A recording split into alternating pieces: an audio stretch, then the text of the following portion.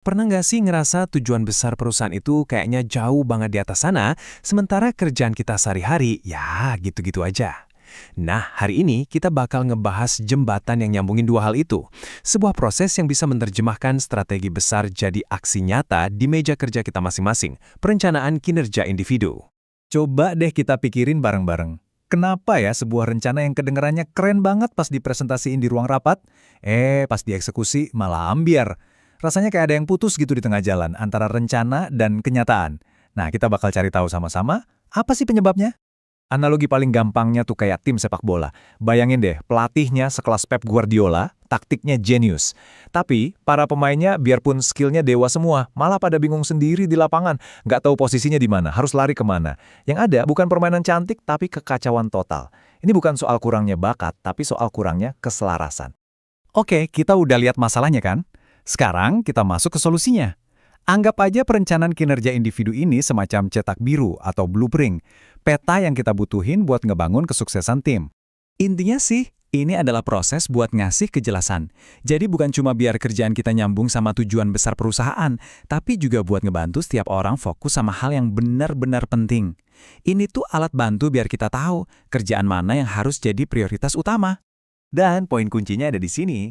Mengutip dari Armstrong, proses ini tuh bukan soal perintah dari atas ke bawah. Bukan, ini adalah sebuah kesepakatan bersama. Nah, hal ini yang mengubah dinamika dari sekedar pengawasan jadi kemitraan. Kalau udah begini, rasa kepemilikan dan tanggung jawab itu bakal muncul secara alami, tanpa perlu disuruh-suruh. Prosesnya itu ngalir, mirip kayak air terjun. Dimulai dari tujuan besar perusahaan di puncak, terus turun ke setiap level di bawahnya. Tapi kuncinya, tujuan itu bukan cuma sekedar diturunkan gitu aja, tapi harus diterjemahkan. Setiap unit dan setiap individu harus bisa jawab pertanyaan ini. Oke, apa kontribusi spesifik saya buat bantu mencapai tujuan besar di atas? Oke, sekarang ayo kita bedah lebih dalam lagi. Sebenarnya, apa aja sih bahan-bahan utama buat menyusun sebuah rencana kinerja yang benar-benar kokoh dan efektif? Ada 3 elemen dasarnya. Pertama, tujuan. Ini jawab pertanyaan, apa sih yang mau kita capai? Kedua, indikator. Ini buat jawab gimana caranya kita tahu kalau kita udah berhasil. Dan yang ketiga, target. Ini tentang seberapa baik atau seberapa banyak standar keberhasilannya. Target itu ya ibaratnya kayak garis finish di perlombaan lari. Coba bayangin kita lari terus-terusan tanpa tahu di mana finishnya. Pasti capek dan bingung kan? Nah, garis finish yang jelas itu ngasih kita fokus dan mendefinisikan seperti apa sih bentuk kemenangan yang mau kita raih. Dan buat menciptakan target yang kuat, kita bisa pakai kerangka kerja SMART yang udah terkenal ini. Spesifik, artinya harus super jelas.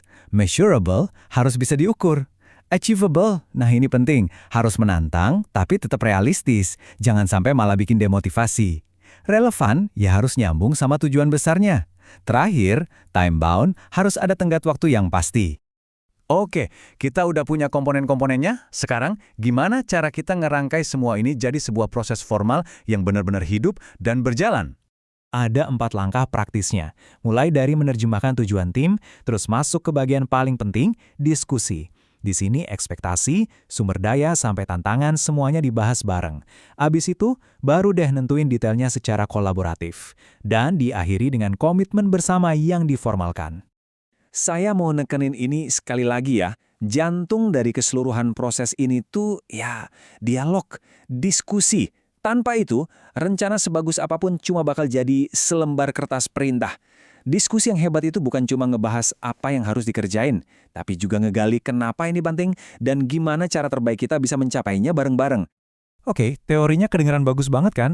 Tapi gimana caranya kita mastiin alat yang super kuat ini gak berakhir jadi sekedar formulir birokrasi yang ngebosenin dan menu-menuin laci? Nah, ini beberapa jebakan klasiknya. Tujuannya terlalu ngambang, indikatornya nggak nyambung sama kerjaan asli, targetnya dipaksain dari atas. Tapi jebakan paling besar adalah saat proses ini dianggap cuma sebagai tugas centang kotak buat HR, bukan sebagai alat navigasi yang hidup buat tim. Slide ini nunjukin perbedaannya dengan sangat jelas. Coba lihat, meningkatkan layanan pelanggan. Ya, ini kan niat baik. Tapi bandingin sama yang di sebelahnya, merespon 95% email pelanggan dalam 24 jam dengan rating kepuasan 4/5 atau lebih tinggi pada akhir kuartal 3.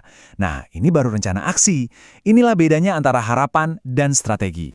Kalau dalam konteks Indonesia, kita pasti familiar banget sama instrumen ini.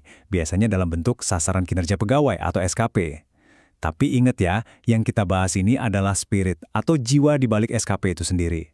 Bukan cuma soal ngisi formulirnya, tapi soal benar-benar menghidupkan prinsip keselarasan dan kejelasan. Jadi, intinya apa?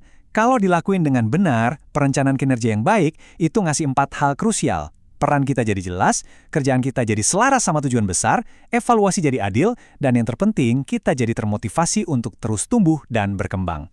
Nah, sebagai pertanyaan terakhir buat Anda renungkan, apakah rencana kinerja di tempat Anda saat ini benar-benar jadi sebuah kompas yang memandu setiap orang menuju kesuksesan? Atau jangan-jangan cuma jadi selembar dokumen yang tergeletak dan terlupakan di dalam laci?